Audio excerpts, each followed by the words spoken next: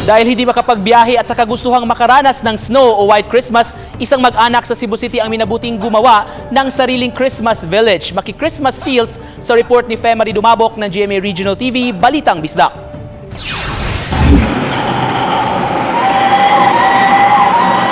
Mga umaandar na trend, mga kabahayan at kusali na kalibitang makikita mo lang sa mga bansa sa Europa. Sa unang tingin, para kang nasa ibang bansa. Ito lang naman ang Christmas Village ng pamilyang Ibarra ng Barangay Basaca Pardo sa Cebu City. Ayon kay Kian Ibarra, ang padre di pamilya, dahil hindi makapagbiyahe dahil pa din sa banta ng COVID-19.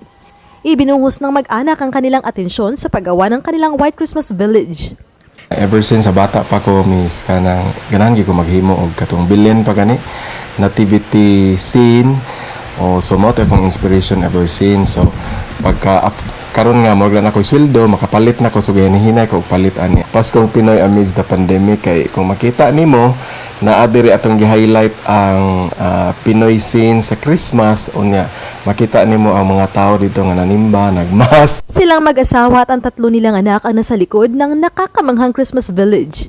Ito na din ang kanilang naging paraan para makapagbanding ang pamilya at maging stress reliever. Maliban sa magagarang dekorasyon, dinagdagan din nila ng mga pailaw at 3D effects ang kanilang obra. Kasama sa special effects ang isang fireworks display.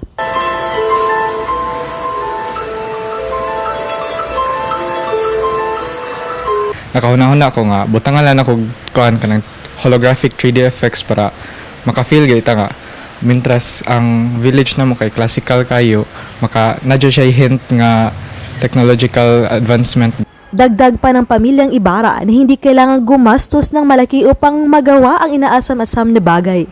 Kinakailangan lang ang angking talento, passion at creativity. Ako si Femari Dumabok para sa GMA Regional TV.